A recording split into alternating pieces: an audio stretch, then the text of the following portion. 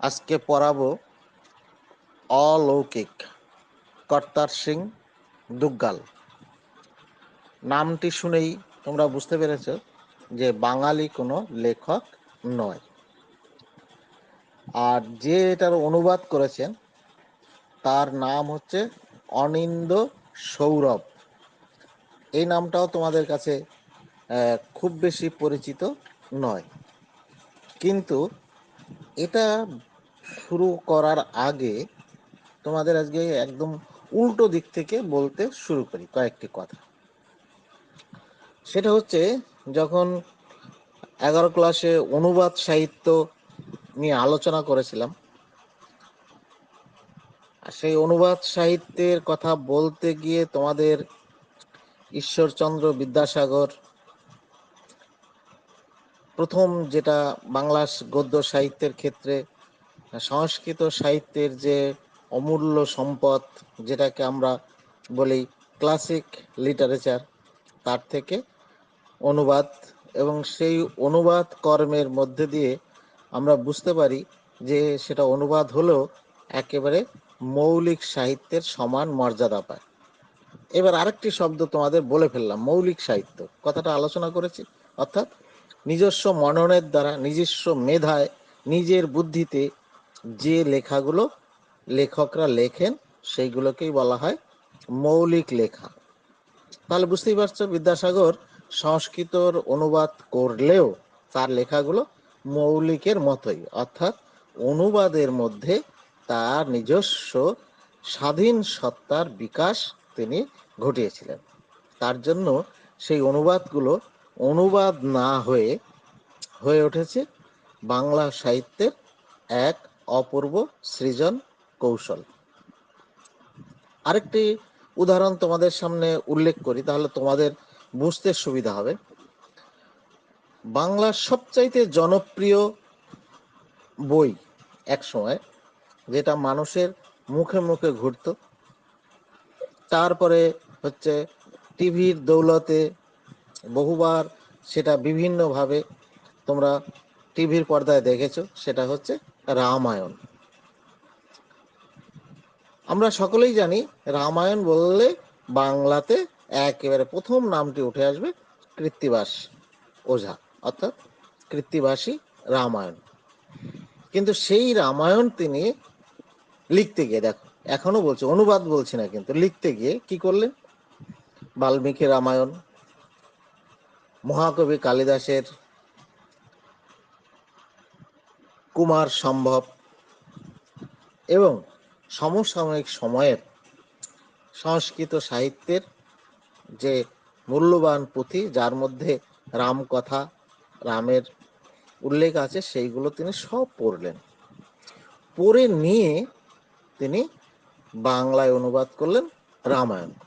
সেটাও আর অনুবাদ থাকলো না, হয়ে গেল বাংলা সাহিত্যের, অনুবাদ সাহিত্যের প্রথম দিককার একটা অনন্য সাধারণ রচনা, যার জন্য রামায়ণ সম্বন্ধে আলোচনা করতে গেলেই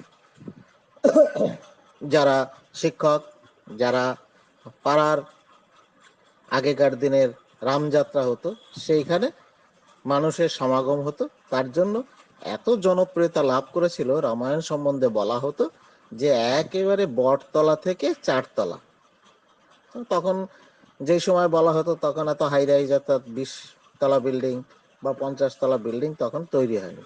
কারণ এই শব্দগুলো দিয়ে বোঝাতে চাইতো যে আপামর জনসাধারণের কাছে জনপ্রিয়তা লাভ করেছে একেবারে বটতলা, অর্থাৎ গ্রামের মাঝখানে যে বট গাছ, সেই বট গাছ তলায় রাম গান বা রাম যাত্রা বা রাম সংকীর্তন হতো। সাধারণ মানুষ সেখানে আসতো এবং 7 দিন ধরে বা তারও বেশি দিন ধরে মানুষ রামকথা, রামের যে কীর্তন গান, সেটা তিনি শুনতেন। সেই শোনার মধ্যে দিয়েই রামায়ণ জনপ্রিয়তা লাভ করেছে, যার জন্য বলা হতো রামায়ণ হচ্ছে আপামর সাধারণ মানুষের রচনা, এই সাধারণ মানুষের জনপ্রিয় একটি অনুবাদ বা রচনা। কিন্তু তার মধ্যে থেকেই আমরা বুঝতে পেরেছি যে কৃত্তিবাসী রামায়ণ অনুবাদ নয়, কৃত্তিবাসী রামায়ণ বাল্মীকি রামায়ণের ছায়া অবলম্বনে একেবারে স্বাধীন মৌলিক একটি রচনাতে রূপান্তরিত হয়েছে। এতগুলো কথা তোমাদের মধ্যে বললাম এই জন্য যে অনুবাদ বিষয়টা নতুন কিছু নয়, কিন্তু দেখো তোমাদের বইতে বা তোমরা এতদিনে যা পড়ে এসছো তাতে অনেকগুলো শব্দ এখানে ব্যবহার করা হয় অনুবাদ বোঝাতে গিয়ে। কেউ বলে তর্জমা, কেউ বলে ভাষান্তর, কেউ বলে অনুবাদ। তাহলে এই যে শব্দগুলো, এই শব্দগুলো নিয়ে এত বিতর্ক থাকার মূল কারণ হচ্ছে এইগুলো হচ্ছে অন্য ভাষার থেকে কাহিনী গ্রহণ করা। কখনো কখনো সেটা একেবারে হুবহু এক ভাষা থেকে অন্য ভাষায়, তখন তাকে বলা হচ্ছে তর্জমা। অর্থাৎ তার মধ্যে সাহিত্যিক রসের বড় অভাব, যেটা মূল সাহিত্য পাঠ করে লেখক যেটা লিখেছেন সেটা পাঠ করে যতটা সাহিত্য রস পাওয়া যায়, বাস্তব ক্ষেত্রে তর্জমার ক্ষেত্রে সেই পাওয়াটা একটু কম। দ্বিতীয়ত হচ্ছে ভাষান্তর। সেই শব্দটার মধ্যে দিয়েও একটা কথা বোঝা যায়, ভাষান্তর মানে এক ভাষার থেকে অন্য ভাষায় রূপান্তর বা পরিবর্তন। তাহলে সেইখান দাঁড়িয়ে আমরা বা এই সময়ে দাঁড়িয়ে আমাদের সাহিত্যের ক্ষেত্রে যে দুবার সাহিত্য একাডেমি পেয়েছেন, একবার পেয়েছেন অনুবাদ সাহিত্যের জন্য, আরেকবার পেয়েছেন মৌলিক লেখার জন্য। তাহলে দুবার সাহিত্য একাডেমি, একবার রবীন্দ্র পুরস্কার, একবার দেশিকোত্তম উপাধি, এবং ভারত সরকার তাকে পদ্মভূষণ, এবং সর্বোচ্চ যে সম্মান ভারত সরকারের সাহিত্য বিষয়ক সেটা হচ্ছে জ্ঞানপীঠ। তাহলে এইরকম একজন ব্যক্তিত্ব তোমরা সকলেই জানো, তার নামটা এখন বলে দিই, তার নাম হচ্ছে শঙ্কর ঘোষ।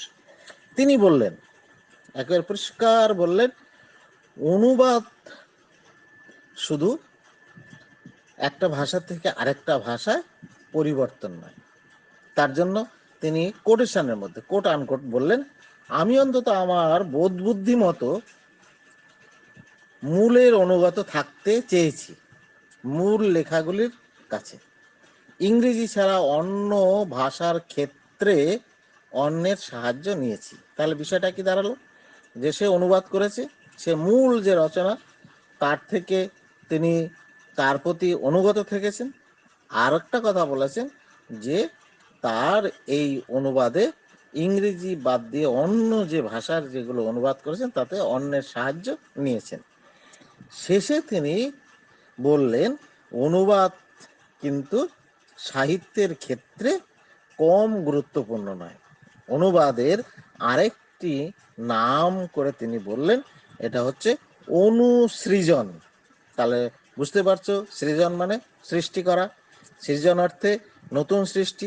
অর্থাৎ সৃজন কথাটা থেকে এইটা বোঝা যায় যে ইচ্ছা মতো দূরে সরে যাওয়াও যায় না, আবার ইচ্ছা মতো যা খুশি করাও যায় না। তাহলে কি দাঁড়ালো, যে নতুন করে নয়, মূলকে সামনে রেখে, মূলকে এড়িয়ে গিয়েও নয়, আবার মূলকে ছাপিয়ে গিয়েও নয়, সঠিক সাহিত্যিক রসের সৃজনই হচ্ছে অনুসৃজন। অর্থাৎ অন্য ভাষায় যারা লিখেছেন সেই অন্য ভাষায় তার অনুবাদ, মূলকে ছাড়িয়ে না গিয়ে মূলকে অবলম্বন করে মূলের সাযুজ্য রেখে সাহিত্যিক রস সৃষ্টির যে নতুন একটি পন্থা পদ্ধতি, সেটাই হচ্ছে অনুসৃজন।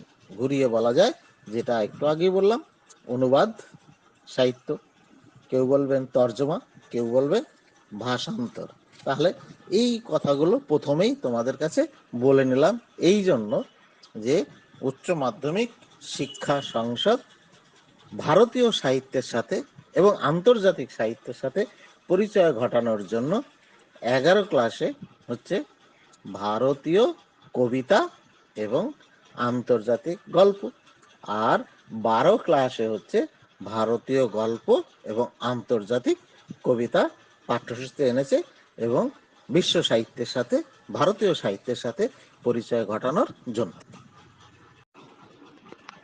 অনুবাদ সাহিত্যের কথা বলতে গিয়ে অনেকগুলো কথা বলে ফেললাম। এইবার আসি যার লেখা আমরা পড়ব তার নাম হচ্ছে কর্তার সিং দুগ্গাল। সেও একজন প্রতিভাধর লেখক। তার কথা বলতে গিয়েও আমরা ওই একটু আগে যে কথাগুলো বলেছি সেই কথাগুলোকেই ঘুরিয়ে বলতে পারি।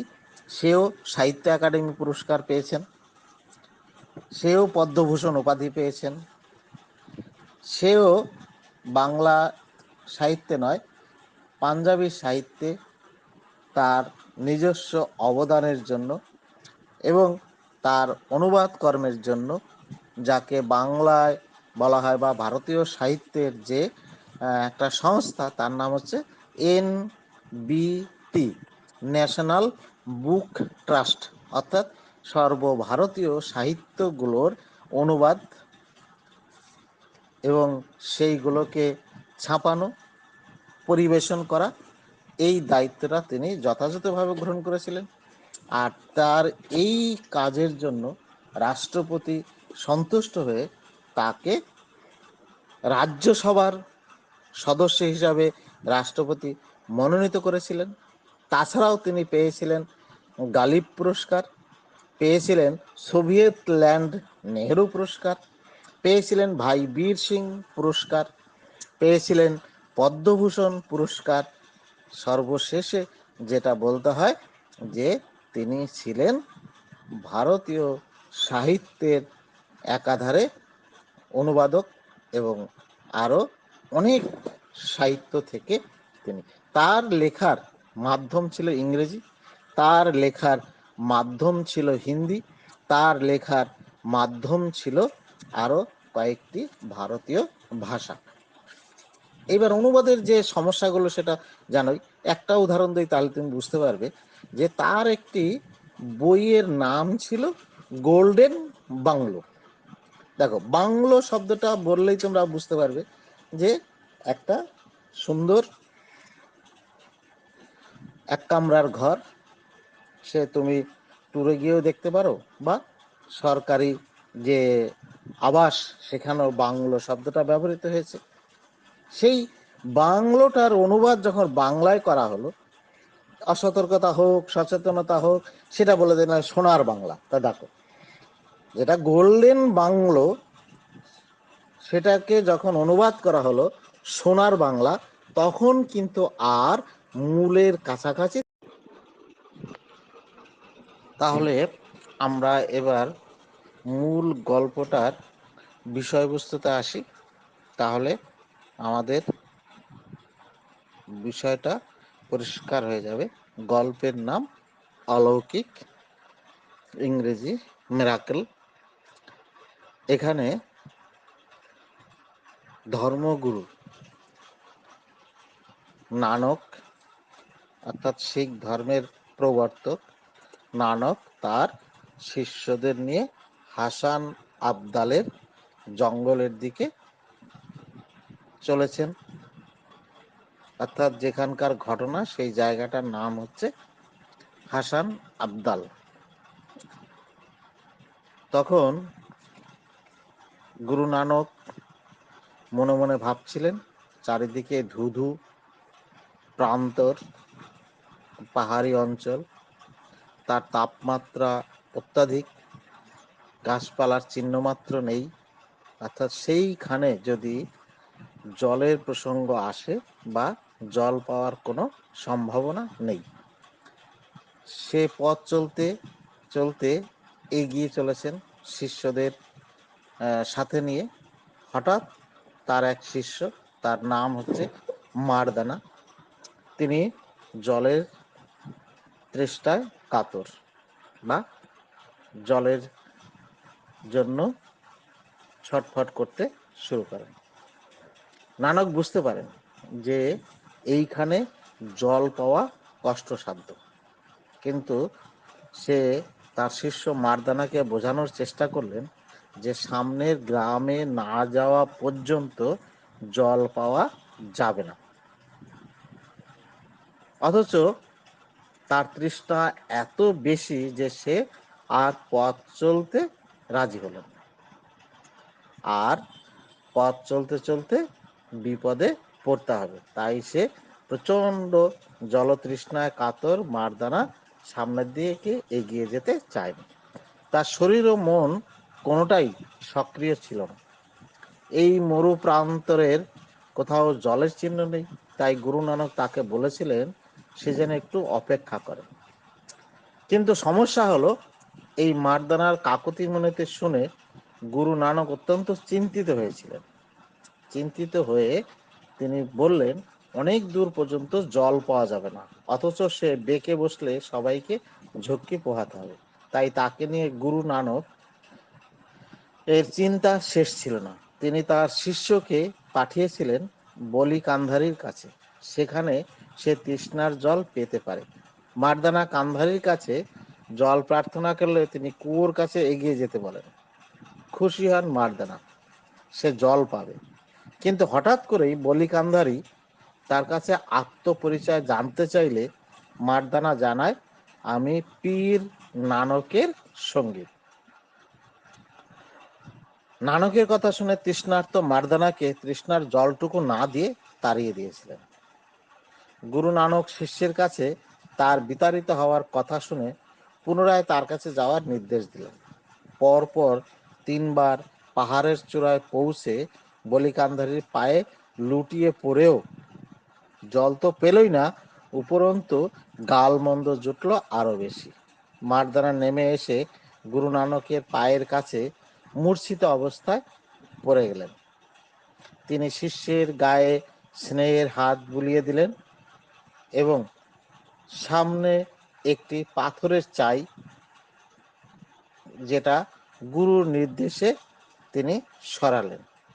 সরালেই তার তলার থেকে ফোয়ারার মতো জল বেরিয়ে আসলো।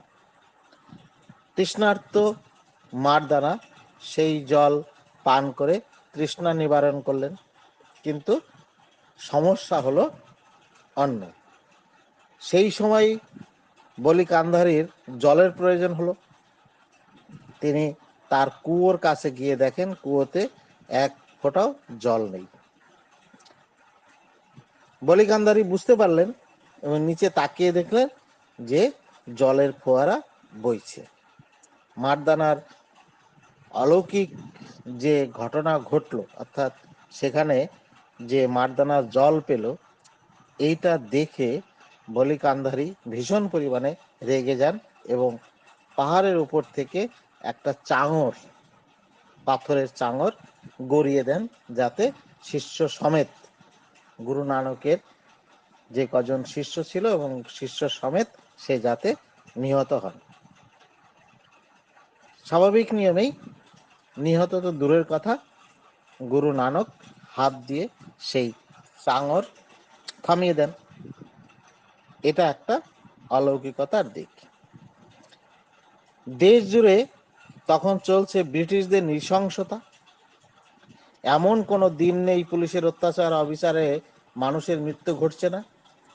সেই সময় বড় সুখের দিন ছিল না, সে এক ক্রান্তিকালের সময়। চারিদিকে প্রশাসনের নির্মম অত্যাচার, চারিদিকে প্রতিবাদের অগ্নি স্ফুলিঙ্গ ঝরে পড়ছে। নিরীহ ভারতীয়দের ওপর পুলিশ নির্বিচারে গুলি করেছে। আবাল বৃদ্ধ বনিতা সবাই রয়েছে মৃতের সেই দলে। অসংখ্য নিরস্ত্র মানুষ নির্বিচারে ফিরিঙ্গিদের হাতে প্রাণ দিচ্ছেন। বিনা কারণে শুধু হত্যা নয়, সেই সঙ্গে শহরের জেলে পাঠানো হয়েছে কয়েদিদের। তাদের তৃষ্ণার জলটুকু দেওয়া হচ্ছে না। উপরন্তু আদেশ করা হয়েছে তাদের, অর্থাৎ কয়েদিদের বহন করে নিয়ে যাবে যে ট্রেন, সেই ট্রেন যাতে পাঞ্জা সাহেবে না দাঁড়ায়। এই কথা শুনে পাঞ্জা সাহেবের লোকজন উত্তেজিত হয়ে ওঠেন এবং তাদের উত্তেজনার কারণ সম্পর্কে লেখক জানিয়েছেন, পাঞ্জা সাহেবেই গুরু নানক মারদানার তৃষ্ণা মিটিয়েছিলেন। সেই শহর দিয়ে খিদে তৃষ্ণায় কাতর কয়েদিদের ট্রেন যাবে এ হতে পারে না। ঠিক হলো, ট্রেন থামাতে হবে। গুরু নানক যদি তাদের শিষ্যদের, গুরু নানক তার শিষ্যদের যদি সে তৃষ্ণা নিবারণ করতে পারে, তাহলে এই কয়েদিদের এখানকার মানুষ পারবে না কেন খাওয়াতে। সেই ভাবধারা নিয়ে ক্ষুধার্ত মানুষ অনাহারে থাকবে, এটা কখনো হতে দেবে না এই শহরবাসীরা। এই পাঞ্জা সাহেবেই গুরু নানক তৃষ্ণার্তের তৃষ্ণা মিটিয়েছিল। সুতরাং দেশপ্রেমিকদের জল রুটির ব্যবস্থা করতে গিয়ে রেল লাইনে দাঁড়িয়েছিলেন অসংখ্য মানুষ। না, ট্রেন থামেনি। ফলে অসংখ্য মানুষ মারা গিয়েছিল। গল্পকথক পুনরায় এখানে মায়ের কাছে, অর্থাৎ গল্পটা উত্তম পুরুষে লেখা, অর্থাৎ মনে হচ্ছে যেন লেখকই নিজে এখানে উপস্থিত থেকে সেই ঘটনা বর্ণনা করছেন এবং লেখক যেন তার মায়ের মুখ থেকে সেই গল্পগুলো শুনছেন। অর্থাৎ উত্তম পুরুষে গল্পটি লেখা। তার স্বাভাবিক যে ঘটনা সেটা হচ্ছে যে এই কথক তার মায়ের কাছে যখন গল্প শুনছিল এবং যেইভাবে নিজেদের জীবনকে তুচ্ছ করে ট্রেন থামিয়েছিল এবং সেইখানে কয়েদিদের ক্ষুধার তৃষ্ণার খাদ্য জুটিয়েছিল সেই পবিত্র পাঞ্জা সাহেবে, সেই কথাকে লেখক এই গল্পে উল্লেখ করেছেন। এই গল্পের এটাই হচ্ছে সংক্ষিপ্ত রূপ। এখন আমরা মূল গল্পের কিছু কিছু গুরুত্বপূর্ণ জায়গায় পড়ে দেখা এবং বোঝানোর চেষ্টা করছি। দেখো, গল্পটা হচ্ছে অলৌকিক কর্তার সিং দুগ্গাল। শুরু করা হয়েছে ইনভার্টেড কমার মধ্যে দিয়ে। তা স্বাভাবিক নিয়মে একটা গল্প এখানে ইনভার্টেড কমার মধ্যে দিয়ে শুরু করেছে। সেখানে কি বলছে, তারপর গুরু নানক ঘুরতে ঘুরতে এসে পৌঁছালেন হাসান আবদালের জঙ্গলে। ভয়ানক গরম পড়েছে, গনগনে রোদ, চারিদিক শুনশান, পাথরের চাই, ধুধু বালি, ঝলসে যাওয়া শুকনো গাছপালা, কোথাও একটা মানুষ নেই। তারপর কি হলো মা? আমি কৌতূহলী হয়ে উঠি। তাহলে দেখো, প্রথমেই বলেছিলাম যে লেখক এটা উত্তম পুরুষে, অর্থাৎ মনে হচ্ছে যেন লেখকই শুনছেন, লেখকই বলছেন। অর্থাৎ তার মা গুরু নানকের গল্প বলছিলেন, যেখানে গুরু নানক রাওয়ালপিন্ডি থেকে প্রায় ৪৫ কিলোমিটার দূরে হাসান আবদালের জঙ্গল, সেই জঙ্গল অতিক্রম করছিলেন। গরমকাল, বর্ণনাটা খুব সুন্দর, যেমন গনগনে রোদ, চারিদিক শুনশান, পাথরের চাই, ধুধু বালি, ঝলসে যাওয়া শুকনো গাছ, অর্থাৎ এক কথায় মরু অঞ্চল পার্শ্ববর্তী এলাকার একেবারে বাস্তব চিত্র, যেটা যেন আমরা যদি দুপুরে আকাশের দিকে তাকাই, মাঠের দিকে তাকাই, তাপমাত্রার যে চিত্র দেখি, তার সাথে সাথে মরু অঞ্চলে হলে তার কি অবস্থা হতে পারে সেই কথাই এখানে লেখক অর্থাৎ কথক তার মায়ের মুখ থেকে এই গল্প শুনছিলেন। গুরু নানক আত্মমগ্ন হয়ে হেঁটে যাচ্ছেন। হঠাৎ শিষ্য মারদানার জল তেষ্টা পেল, কিন্তু কোথায় জল? গুরু বললেন, ভাই মারদানা, সবুর করো, পরের গায়ে গেলেই পাবে। তাহলে গুরু অর্থাৎ গুরু নানক তার সঙ্গী সাথীদের অর্থাৎ শিষ্যদের নিয়ে এগিয়ে চলেছেন। তার মনে মনে একটা আশঙ্কা ছিলই যে এই যে উত্তপ্ত জায়গা, দুপুর, গরমে সকলেই খুব পরিশ্রান্ত, আর গুরু নানক মনে মনে ভাবছিলেন যদি এই সময় জল তেষ্টা কারো পায় তাহলে কি পরিণতি হতে পারে। তাহলে যেমন গুরু নানক চিন্তা করছিলেন ঠিক তেমনই ঘটল। মারদানা জল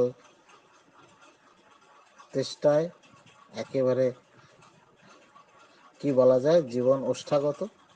ঠিক সেই সময় এটাই বললেন, কিন্তু তার কাকুতি মিনতি শুনে গুরু নানক দুশ্চিন্তা করলেন, অনেক দূর পর্যন্ত জল পাওয়া যাবে না, অর্থাৎ এখান থেকে পার্শ্ববর্তী সামনের গ্রাম না পৌঁছানো পর্যন্ত জল পাওয়ার কোনো সম্ভাবনা নেই। সে বেঁকে বসলে সবাইকে ঝক্কি পোহাতে হবে। গুরু বোঝানোর চেষ্টা করলেন, দেখো মারদানা, কোথাও জল নেই, খানিকক্ষণ অপেক্ষা করো, এটাকে ভগবানের অভিপ্রায় বলেই মেনে নাও। মারদানা তবু নড়তে রাজি নয়।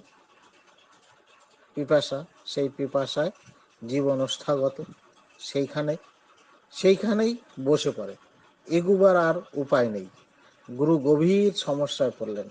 মারদানার একগুঁয়েমি দেখে হাসি পেলেও সেই সঙ্গে বিরক্তও হলেন। পরিস্থিতি দেখে ধ্যানে বসলেন তিনি। চোখ খুলে দেখেন মারদানা তৃষ্ণার চোটে জল ছাড়া মাছের মতো ছটফট করছে। সদ্গুরু তখন ঠোঁটে হাসি ফুটিয়ে বললেন, ভাই মারদানা, এখানে পাহাড়ের চূড়োয় বলিগান্ধারী নামে এক দরবেশের কুটির আছে। এখানে হচ্ছে দরবেশ কুঠির বেঁধে আছেন, অর্থাৎ এক দরবেশ তার সাধনা করার জন্য, তপস্যা করার জন্য সে এই পাহাড়ের চূড়াতে নিজের আস্তানা গেড়েছেন, কুঠির তৈরি করেছেন। ওর কাছে জল পেতে পারে। স্বাভাবিক নিয়মেই যে আস্তানা গাড়ে, অর্থাৎ যে কুটির তৈরি করেছে, তার প্রয়োজনে জল লাগবেই। তা স্বাভাবিকভাবেই নানক বললেন যে কুটিরে গিয়ে তুমি বলিকান্ধারীর কাছে জল পেতে পারো। আর সে হচ্ছে একজন সাধক, যাকে বলা হয়েছে দরবেশ। এ তল্লাটে ওর কুয়ো ছাড়া আর কোথাও জল নেই। তারপর কি হলো মারদানা জল পেল কিনা জানবার আর তর সইছিল না। তা স্বাভাবিক নিয়মেই মনে হচ্ছে যেন যে বৈঠকি গল্পের মতো মা তার সন্তানদের সামনে রেখে তাদের কাছে তাদের ধর্মগুরু গুরু নানকের কথা বলছেন। আর ধর্মগুরু বা যে কোনো গুরুর মুখের কথা বা বাণী শোনার জন্য সকল শিষ্যরা যেমন আগ্রহে থাকে, এখানে লেখক, অর্থাৎ আগেই বলেছি উত্তম পুরুষে, যে তার মায়ের মুখ থেকে বাকি কথাটা, অর্থাৎ মারদানা জল পেল কিনা বা কিভাবে পেল, এটা জানার জন্য সকলেই ব্যগ্র হয়ে উঠেছেন।